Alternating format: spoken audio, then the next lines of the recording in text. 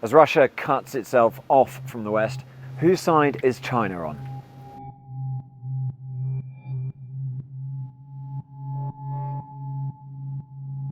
In February, a document was signed which made for uncomfortable reading in the West. The agreement signalled a deep alliance between the nations of two global superpowers, China and Russia.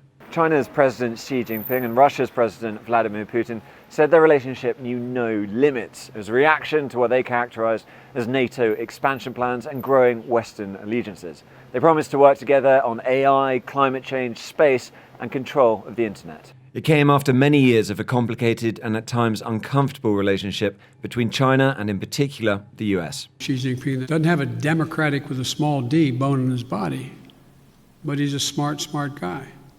And it signalled something that is now proving useful to Russia, a relationship in which nothing was forbidden. China's actually quite supportive of Russia. They're not allies, but they do have aligned interests because the Chinese and the Russians, they see the West both as a problem. They both see the West as something they don't really like. They don't like the way the rules of the world work. They'd like to change them. On the other hand, China is immensely stronger than Russia, so it's not an equal relationship. President Putin wishes it was. He tries to pretend that he's an equal with President Xi Jinping, but he isn't.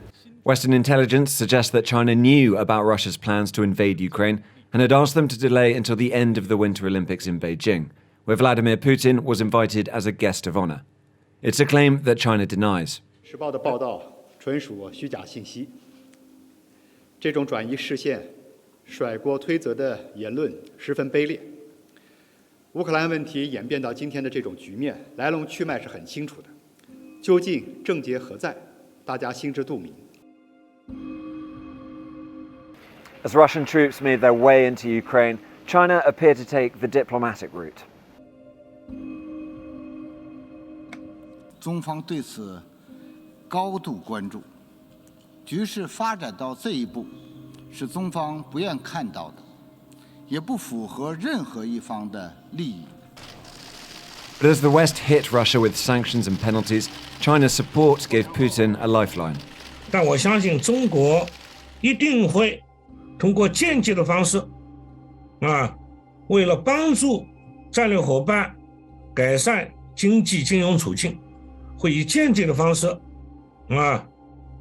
来至少客观上 undermine 这个西方对俄罗斯的中国不赞成的制裁。 It is possible that the Chinese would help the Russians out with a payment system. Now the Russians have been thrown out of the world financial institutions. The Chinese could compensate for that to some degree. They could take more Russian energy, which they would quite like to do if the Russians can't sell it to the West because of really tough sanctions. And they certainly defend them, just about, in the United Nations and in other world forums. So with President Xi Jinping effectively propping up Russia's economy by refusing to place sanctions against them, attentions turn to what's in it for China. Make no mistake, China is waiting and watching to see how this plays out. The war in Ukraine could act as an example for China if it decided to invade Taiwan. Beijing sees Taiwan in a similar way to how Russia sees Ukraine, an unresolved historical question whose future it is theirs alone to decide. While there's no suggestion yet that the country is planning an imminent invasion, we do know that Taiwan is seen by China as a breakaway province that will one day reunite with the mainland. 最根本的不同在于，台湾是中国领土不可分割的一部分，台湾问题完全是中国的内政，而乌克兰问题呢，则是俄罗斯和乌克兰两个国家之间的争端。Let me say this from the bottom of my heart. You have been an inspiration to the Taiwanese people in facing threat and coercion from authoritarian power. But it's worth remembering that these two countries are very different. Taiwan has a much bigger economy than Ukraine, and is much further away geographically than Ukraine is from Russia. Any invasion would be much more difficult to execute.